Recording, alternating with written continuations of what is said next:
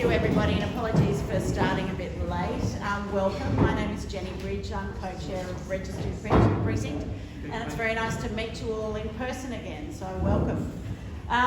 So members and friends of Bay, Parks and Registry Precincts, and I guess for this evening Tim James, the member for Willoughby, I welcome you all. Before we start, I'd like to acknowledge the Cammeray people of the Eora Nation, the traditional custodians of the land upon which we're meeting, and also maybe the land on which our Zoom friends are meeting as well. And I pay my respects to the elders both past, present and emerging also. Today is our opportunity to hear from Tim, a new local member, and it's on specific issues which you're all probably aware of in relation to the tunnel project. This will go for about an hour. The first 5 or so minutes, Paul is going to just give us a bit of context to bring us all up to speed as to what sort of discussions we've had with Tim so far. Tim will talk and then I'll open the floor to questions. And it would be really great if we could all be really polite during our questions. There will be a roving mic. Please put up your hand. I'll indicate whether it's your turn. And if you just introduce yourself and perhaps whereabouts you live, either your street or your precinct, that'd be good. We did invite some members of the press here, and I'm just wondering, or the media, I'm just wondering if anybody is here from the media and if they could just put up their hand, please. And there'd be no hands raised, so maybe they're not here. Okay. So without any further ado, over to you, Paul. Thanks, Jenny, and thank you for coming tonight too. We're really glad to have you here. I think probably for all of the rest of us, we've been involved in this very long journey over the last several years, from the EIS of the Tunnels project, well, more than 2 years ago now, and I guess in this room we have representatives from a number of precincts from across North Sydney, and particularly the area in the north of North Sydney that are affected, that actually are your constituents, of course. Being that North Sydney overlaps with your with Willoughby electorate. Yes. So with what I'm going to do actually. So the auspices of tonight's meeting is the Save Our Parks Alliance, which represents a set of precincts. Took a delegation to meet Tim James about a month ago now, and during that meeting he offered to come to a public meeting and talk about the issues that we'd raised. So what I intend to do is to give you a very quick summary of what we presented to him, so that we're all on the same page in terms of the issues that we're concerned about. I can say that happily in that meeting that he agreed with all the main things that we were talking about. So in a way I see that tonight is about working out, if the answer is yes, if the answer is these things can be solved, then it's about how we solve them. Obviously from the floor people are invited to ask any questions that they'd like to, but my idea is that we're at a point in time now. There's an election in March next year, of course, which I'm sure everyone's in the state government's very focused on, but this community has a set of things that have happened at the local level government area, but also really significantly at state government decisions that have had a huge impact on this community, or will have a quite significant future impact. And very distinctly, it feels to me like we've been outside the tent. We have, in North Sydney Council, have really struggled to engage or get any penetration to the processes with Transport for New South Wales. And clearly Tim's our champion in that process, because he is formally literally our representative in state government. So we're really sort of here to, as I say, hear from the floor, but I'll just lay out the main points that we were particularly concerned about. This room probably knows that the key things around Berries Bay, whether that's considered a suitable replacement for the land that's being lost at Cammeray Park. And Tim told us that he doesn't think it's a reasonable swap. It's nowhere near the ridge top in Cammeray Park. He suggested that the motorway facilities and the big buildings that are planned there, big sheds in our parkland, should be underground and have landscape over the top of them.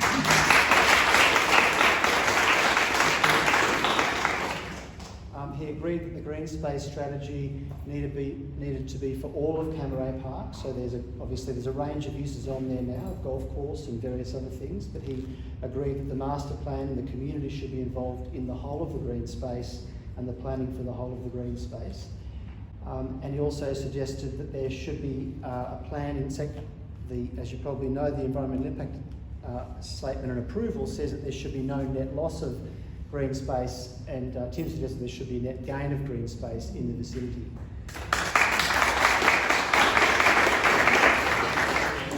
So if I just give you a quick snapshot of the facts that we're contending with here. So this slide that you can see, of course, has the Warringah Expressway on the right-hand side, Cammeray Park and the golf course in the middle foreground, and that's really the land that we're particularly focused on.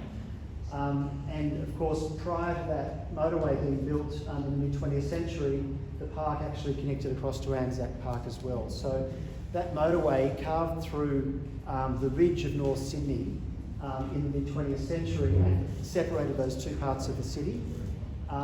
Now, as things are developing and changing, obviously what we'd like to see is things being improved and connected. The situation is there are a set of intersections, particularly on the corridor of Miller Street and West Street. There's extra traffic in those intersections. It's the most dense education precinct in New South Wales, more schools than anywhere else, so there's children walking to school all over the place, and there's a lot of local streets that need to continue to function. But as a consequence of the design, we've lost connections to the motorway, which means that the remaining connections get more concentrated traffic and people have to travel further to get to them. And there's also new connections into the motorway, which draws traffic onto our local streets. The fundamental issue, which I frankly don't think that our member can help us with, is the fact that Berry Street pulls extra traffic through the CBD of North Sydney, which you just wouldn't do if you thought about it. But that's how it's been designed. We're also losing the connections from Ernest Street to the Harbour Bridge and back. You can still get to the tunnel, but not the bridge. We're losing the left-hand turn onto Falcon Street. So north on the motorway, left to Falcon Street. That's being given exclusively to the tunnel as well. We're also losing a connection from Brook Street onto the motorway and some of the accessibility there. So what that's doing is pushing traffic up onto our local streets and into our villages. And in fact, there's a particularly acute situation in Bedford Road and Military Road, which has more than 300% extra traffic, which means delays, of course, for pedestrians and everyone, buses in that environment. And of course, the heavy traffic coming along Berry Street will go straight past the Victoria Cross Station, which is being built just across the street. So now we'll have buses and cars in conflict. So there's problems with the scheme, but as I say, I think today is focusing on what's achievable in terms of the specific impacts. So this diagram is picking up North Sydney Council's recreational space. I guess the point here is that the Cammeray Park represents more than 30% of all of the recreational space in North Sydney, so it's a very precious resource. North Sydney has the least amount of recreational space of all of the suburbs on the North Shore, has less than the City of Sydney. So there's a really acute need for recreation space, and of course the population is coming up. And it's coming up on the ridges at Neutral Bay and St Leonard's, up on the ridge, which is where the parkland is that we're talking about, that's to be lost. Thanks, Rob. And that diagram, you can see Forsyth Park at the bottom, Primrose Park top right. The dark colour is the ridge line, which has Military Road and Ernest Street. It's making the point that there's a ridge there, which is where most of the transport is, where the people are, and it's also where the parkland is that we're talking about. So it's a very important small area. Thanks, Rob. This makes the point in terms of the recreational use. Obviously, for 100 years there's been a golf course there. There are 7 golf courses in 7 kilometres from this site, so that's a bit of context. Obviously, thanks, Rod. Planning for recreation space and event, thank you. Yeah, so, and then looking at the land that's been taken for the construction of the project. Look, I think one of the things that I really think is very important to this room, and that I think is central to the way we think about this, is that there's an impact being felt locally here. There's a process of deciding what should happen on the land. It's Crown land. North Sydney Council is the Crown land manager. The golf club is the tenant on that land. The lease falls due in 2026. That's the current situation. But unfortunately, Transport for New South Wales dealt only with the golf club in a private and secret negotiation with the golf club that the rest of the community wasn't privy to. And yet it's a legacy. So decisions have been made by a very small group of people and dealt with by the state government in a way that did not include the wider community that should have been included in the process. So that's a real problem, I think, frankly. Thanks, Rod. So we see there, so this diagram just picks up the existing golf course. It's 12.5 hectares. It's worth close to $1 billion, probably $700 or $800 million worth of land. The red speckled area is the area that's permanently gone. The bottom area there will be filled with big sheds for pumping for managing the motorway and pumping out the fumes. And then the part on the left-hand side is motorway expansion. Okay?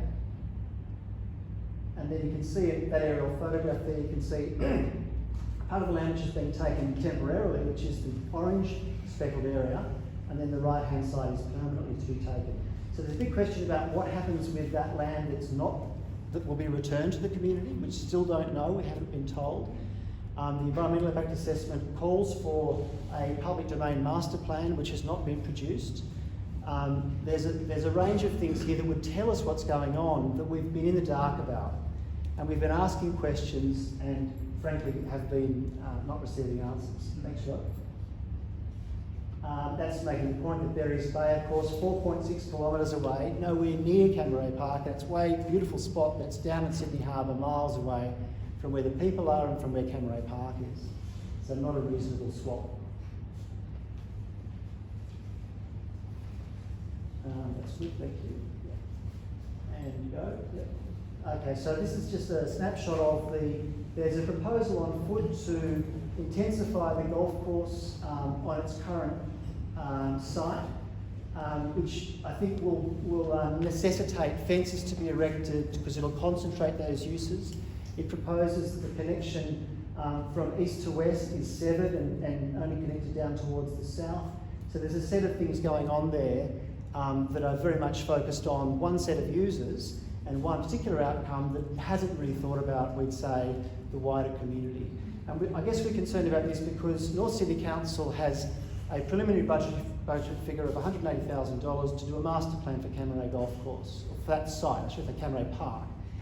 The Community Strategic Plan also thinks about this parkland as part of the wider frame of parkland in North Sydney. So there's a very important set of decisions about what happens for the next 10 years and 100 years. And we're a bit concerned that a significant amount of taxpayer money is being spent on a particular project that, as far as we know, North Sydney Council hasn't been engaged on those questions, the wider community hasn't been engaged in those questions. So there's a big question mark about whether that's the right way to spend a good deal of money. And you can see the big question mark is the area which will be used temporarily for the tunnel projects, and we don't know what's going to happen to that afterwards. Thanks, Rod. Yeah, 2.7 hectares, yep. And just making the point that at Rozelle, at the other end of the Western Harbour Tunnel, there's 10 hectares of new green space that's been created at Rozelle in the old railway cutting there. So the tunnels and motorways are being decked over to create lovely new sports facilities and parks. But we're at a net loss here of more than 1.5 hectares of green space in what's now a park. Okay? And just seeing that we'll have these enormous sheds that rise stories into the air. Thanks, Ron. And you can see on the left-hand side that all that area now is has been a very pleasant meadow next to Ernest Street, as I say, up on the ridge where people live. And that weird green thing on the top left are these vast sheds that will be leased to the private tunnel operator once the project's finished under the current plan. But that's what we're talking about in terms of being able to reclaim that space and push those buildings underground, make it a useful space on top. Next one. Yep. And then some diagrams. These were part of the Upper House inquiry submission that myself and others in the community made a submission to the Upper House inquiry to try and address this and say it shouldn't be as designed by transport, it should actually have green space on top. The connections towards the north, towards St Leonard's Park, would be much better. Jackson Park on one side and Merlin Street on the other could have green space that connects along the motorway. There should be better pedestrian crossings. There's a range of things that we can see could be done to improve the situation. Okay. And that's sort of a snapshot. Like I said, we've been at this for a couple of years. It's a tale of woe, and I'm tired of telling the story, but actually I think there's glimmers of hope here, because I think there are things that can be done to remedy the situation.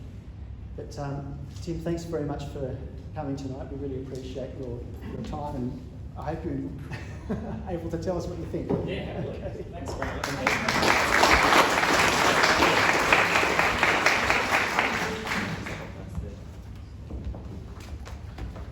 Well, thanks very much, Paul. Can everyone hear me okay? Yeah? Can I acknowledge there's a councillor up the back, James Spenceley. I acknowledge you. Are there other councillors? Forgive me. They're in a meeting. They are? Okay. In 5 minutes. Okay, all right, well, very good.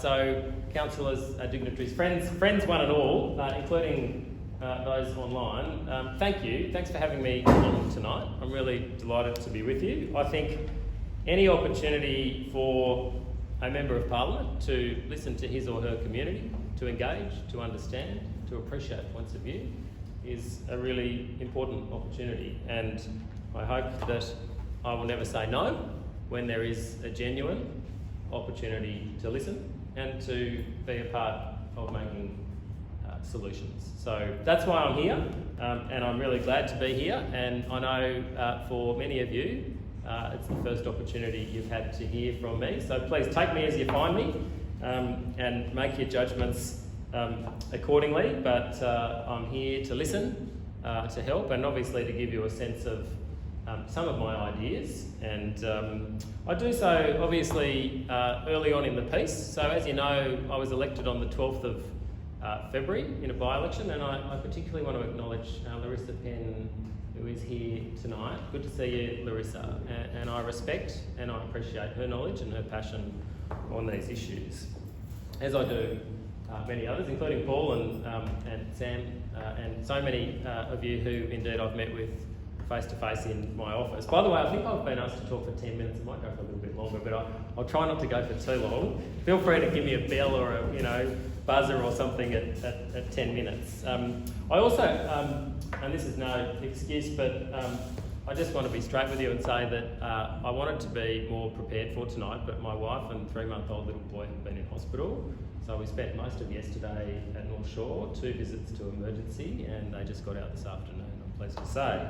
So I haven't quite had the sort of preparation, sort of pre-reading, getting some notes together. I do have a few notes in front of me, which I'll refer to. You'll see I'll put my glasses on when I need to read something. It hasn't been the most ideal of preparations. But again, I'll do my level best and take me as you find me. So, and I should mention also, and I think you're all aware of this, the boundaries, of course, of my electorate go all the way up to Castle Cove.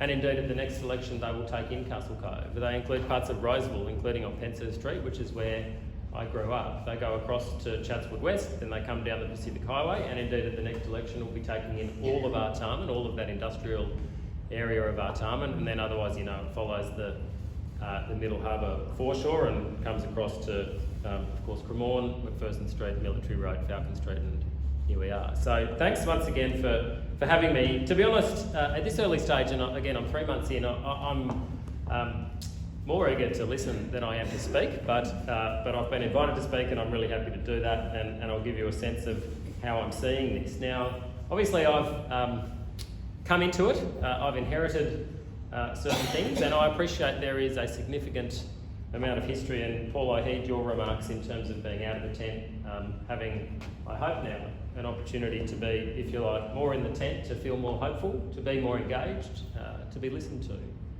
And that is such a fundamental in our democracy, and I hope that I can fulfil that promise, that I will always listen to you. We're never going to agree on absolutely everything, but I will always seek to listen and engage and respect you, as I hope you will afford me respect, and I think that's the only way ultimately that we get things done in our democratic system. So, among other things, when I walked into the electorate office for the first time in Northbridge, I noticed there was a pile of books sitting in the corner. When I walked over, sure enough, the pile of books, which I kid you not is this high, volumes, all of the same size, is the environmental impact statement for these 3 projects. And it is thousands upon thousands of pages. And I'll be honest with you, I have not read those thousands and thousands of pages. And I'll be honest with you, I need to read a lot more about this project. But I'm reading what I can. I'm meeting with everyone who seeks to have me hear them out on this project. And really trying to not say no, in fact, to any meeting opportunities. So, and I want to extend that to all of you. Some of you I've met with, some of you I haven't, but if you would like to come in and have a chat with me more directly, discreetly or otherwise, please come on in and do so. So I believe that my job as your local member is to listen and learn, consult and communicate, but ultimately it is service. This is a public service-based role. So my job is to represent you and the electorate of Willoughby more broadly, and to do so obviously with your best interests at heart. And that is my intention, and please again judge me on that basis. And what I said when I was elected is that I come to this issue, and I truly do, with fresh eyes and open ears, and that I want to be sure that the needs and the interests, the safety and the concerns of our local community are met, and I really mean that. Now, some elements of this project are years away. Some elements I know are underway, and you're feeling it, on your own street corner, and deeply and vividly too. And I understand and respect that. But there is time and space and opportunity, in my view, obviously for me to listen, and I really hope I can make improvements where they suit and where they will serve the public interest and the best interests of this state. So I'll continue to listen to all of you. Now, I know that there are a range of concerns, and I'm going to hazard a guess to say that most of you are not here because you think this is going well and you're happy. I'm going to hazard a guess to say most of you are not happy. I want you to know that's okay. I want to hear what it is that makes you feel that way, and also what it is that you would ask of me. Bearing in mind I am one member of Parliament in a Legislative Assembly of 93, in a government of about 45. Yep, we don't quite have the numbers in the chamber, and bearing in mind, I'm but one voice in our political system. There's a cabinet, ministers, etc., etc. But my job is to champion your interests, and I commit to doing just that.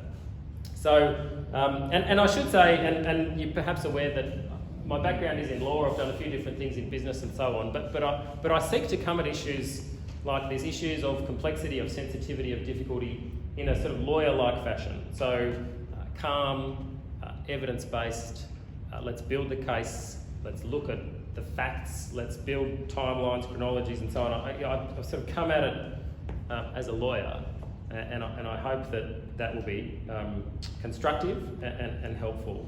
Now, I'll just deal with a few bigger picture issues, and then I'll turn to some of the more localised issues and things that I suspect you want me to actually talk about. But thanks for putting up with my rather long introduction. In the bigger picture sense, you all know that the budget of this state government is under enormous pressure. It has changed post-COVID. Many things have changed post-COVID. I mean, really, the last 2 years have been extraordinary. Rob Stokes, the Minister for Active Transport, recently, and quite rightly, made some remarks about the capacity of government to take on big infrastructure projects in circumstances in which the market is under pressure. Availability of labour, costs of materials, supply. There are substantial pressures in the bigger picture sense in that space. COVID, of course, has changed many things, and we're still, let's be frank about it, we're all trying to work out what is the new normal.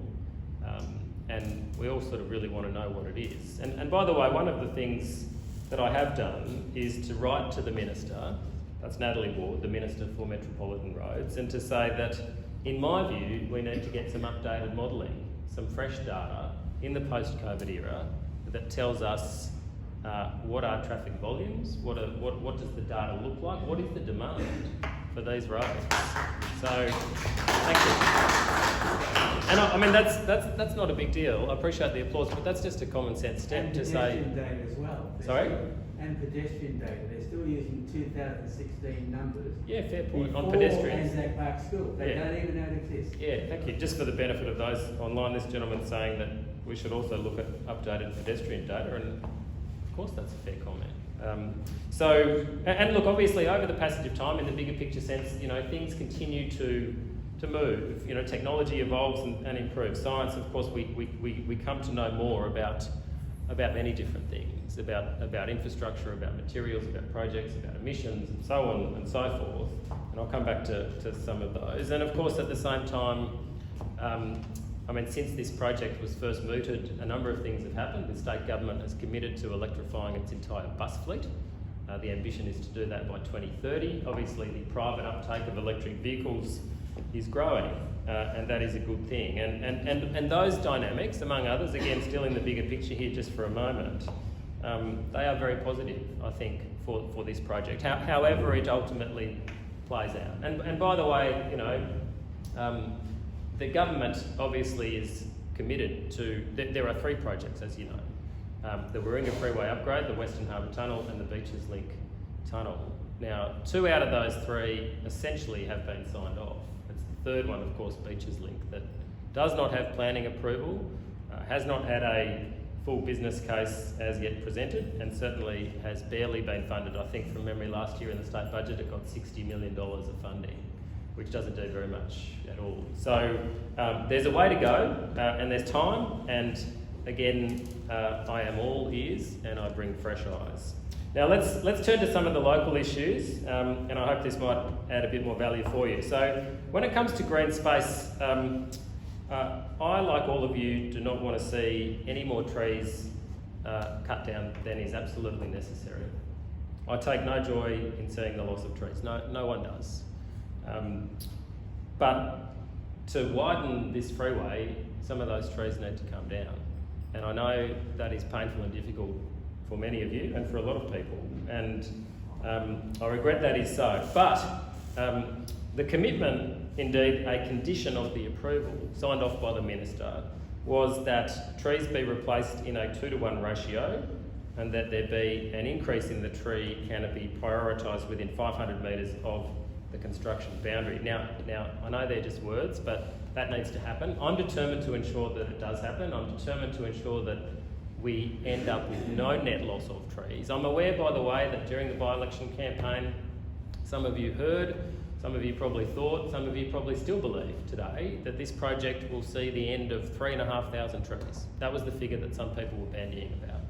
Now, the vast majority of those trees, looking at that 3,500 figure, are in fact over on the Seaforth Balgala side of the project. The figure on this side is more like about 500. And at the time, in fact, when I was sort of getting feedback, blowback, you name it, in relation to 3,500 trees, I asked the Minister directly. We were standing at Chatswood Railway Station together, and I said, Minister, how many trees are you being told will be lost through these projects? And she said, Tim, it's 150. But in fact, when you look in the detail, the commitment is to ensure that every tree is replaced by a margin of 2. So I'm committed to that, and I'm also aware, and I know there is understandable cynicism about this, that in certain projects of the past where trees are replaced, people think, well, this is a thin sapling that's come in to replace a beautiful, mature 90-year-old tree. Now, we're not going to replace a 90-year-old tree with a 90-year-old tree, but let's be realistic about it. But I want to ensure, and I will fight for this and champion this, that we are replacing mature trees with as much as possible mature trees, as much as is achievable in a like-for-like fashion. That is the commitment that I make to you. So on trees, you have in me a friend and an advocate, and I regret that some of those trees in the meantime have got to come down, but they will be replaced. Now, more broadly in terms of green space, obviously those maps that you saw, and I suspect most of you actually probably know the detail of this better than I do, but of course the golf course reconfiguration is a significant project, and I've met with the leadership of the golf club, and I mean basically they're going from what was a big beautiful golf course which has been there for over 100 years to a much smaller, tighter, reconfigured 9-hole they're calling it like the T20, as in T20 cricket. They're calling it the T20 of golf. Now, the leadership of the golf club are not. In the end, they're accepting of that because they think that, and it's not for me to speak on their behalf, but people's lifestyles have changed. I mean, my generation is probably less likely to get out and spend 4 or 5 hours on the golf course on a Sunday, perhaps compared to my parents' generation, and I'm generalising, of course, but the T20 golf course idea is not such a bad idea. Now, what that means, of course, is there is a significant amount of land that, following the completion of the project, can and will be returned to the community. Now, there's an exercise in what's called a place design and landscape plan, which will ensure that the community is consulted and there's public exhibition and engagement and so on in respect of how that green space shall be used. Now, I've seen and heard some ideas for that, including for a full-size football field, including for a futsal court, including for a dog walking track, including for an exercise sort of park. There's a range of elements to that, none of which are fixed or final, but which will see the delivery to the broader community of green space in, yes, what used to be green space, but golf course green space. And I hazard a guess to say, even though of course people can take their dogs and walk around the golf course, I think this green space will probably see a sort of greater utilisation and access and openness for the broader community, and I don't think that's a bad thing. Now, you heard Paul, and I'm very sincere about this, and thank you for your applause in respect of the 2 motorway facilities buildings, if indeed they both are to proceed. One for Western Harbour Tunnel and one for the Beaches Link Tunnel. I want to ensure that we get a fair go on that, and this is something I raised with the Premier himself, no less, during the by-election campaign, and I said to him, Premier, these facilities over in Lilyfield are being put underground, and I think if it's good enough for Lilyfield, it's good enough for Cammeray. Yeah. And he didn't disagree. I mean, how could you disagree with that proposition? So that is, and it's just frankly the right thing to do. So let's assume for a moment that, and it's a big assumption, but if they both are needed, then my wish and my determination, which I think broadly reflects the community's, is to ensure that in fact they are undergrounded as much as is possible with green space and public access and walking tracks and so on across the top of them. I need to understand obviously elements of sort of engineering and building and so on and so forth, but again, if it's good enough for the inner west, then it's good enough for us around here. So I really do want to see that happen, and please help me and work with me as we work towards that aim. And yes, and this was touched on earlier, the very notion that Berries Bay is somehow sort of recompense or is indeed a net addition of green space to this community, in my view, just does not fly. It just doesn't. I mean, Berries Bay is a beautiful, beautiful spot. I've had a bit to do with it. In fact, many years ago, I was involved in a group called the Friends of Sydney Harbour, and I've been on the Sydney Harbour Federation Trust Board, and I love our harbour foreshores, including down there at Berries Bay. But that is not part of this community. That green space that Berries Bay will get back, I think, is a fantastic thing. But that does not add green space to the Willoughby electorate and to our local community. So I heed that message, and my will, and this is subject to a lot of advice, and I mean a lot of advice and understanding and costing and so on. I would want to see, and I'm committed to working to see, and I'm already having discussions with ministers to seek to see that we can connect up Anzac Park and Cammeray Park and have green space over a part of the freeway. So whether it's a canopy, a roof, call it what you will, And it's not an easy project, but I believe it is a very important project, one that ultimately is necessary to bring green space back to this community, and it would meet a number of other objectives. Importantly, for example, and I know that there are a range of views about exactly how this should be done, exactly how it should be looked like, but some of it should be sporting fields as well. Some of it should be grassland, but some of it should be sporting fields. And to be able to return what originally was there, namely one continuous piece of beautiful big green space from Anzac Park, extending across Jefferson Jackson Reserve to Anzac Park. And by the way, also, I think it is important, and it's on your maps there, and I respect this, and we've talked about this already. I think to be able to create a green corridor down to St Leonard's Park as well would be a very, very positive step. So green space I'm committed to. I have fought for green space, I will fight for green space here, and it really does matter to everyone in this community, I know, to parents, to people playing sport, to anyone, to those in active transport, to those on bikes, walking, whatever your lifestyle, whatever your position, wherever you live, of course you want to see more green space. I understand that, I heed that message, I respect that, and I will fight for just that. Now, perhaps the biggest issue, to be candid with you, that was raised with me during the by-election campaign is the question of the 2 ventilation outlets. And some people came to me and were quite emotional about it, and I understand that. I'm a parent. You don't have to be a parent to understand this issue or to get, emotional about it. But we all love our children. We all love, our family and indeed our community. And having clean air is absolutely imperative, and it's our right. So there are a number of steps in relation to this part of the projects, bearing in mind there are 2 outlets, which I want to and will ultimately go about. Now, one of course is to engage with the experts. The Chief Scientist has set up an advisory committee on tunnel air quality, and there are people on that committee who are independent experts, government officials, yes, as well, but I really want them to tell me how they can be so sure that our air will be clean and safe. So there's a number of questions that I have, and I'm starting to engage in that exercise. There are also, there's a big threshold question, which I'll come to in a moment, but what of course is happening as well, as I said, is the electrification of buses and motor vehicles will make a difference.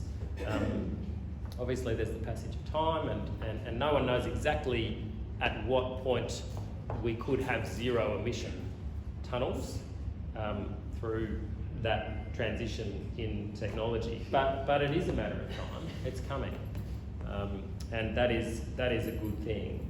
But the big question, and I'm sure you're going to want to know exactly where I stand on this, is should the outlets be filtered? Now, my natural instinct is to say absolutely yes, they should be filtered.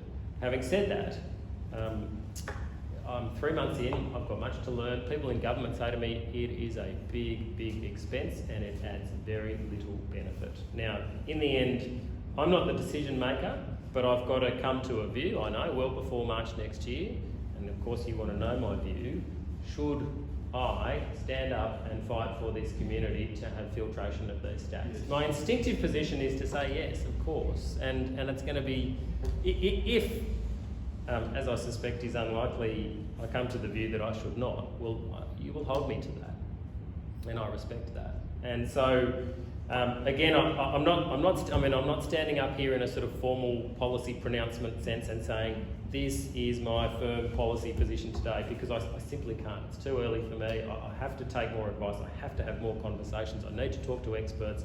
There are a range of things I need to do. Equally, I understand that you want to know exactly where you stand with me, because I'm your local member and I've got a job to do on your behalf, and I understand that. So there is more to do on that front, I know. Equally, and I'll finish in a moment, Paul quite rightly talked about local connections, local roads, local communities, villages, shopping strips, schools, pedestrians. I mean, all of those interests and concerns need to be tackled as well.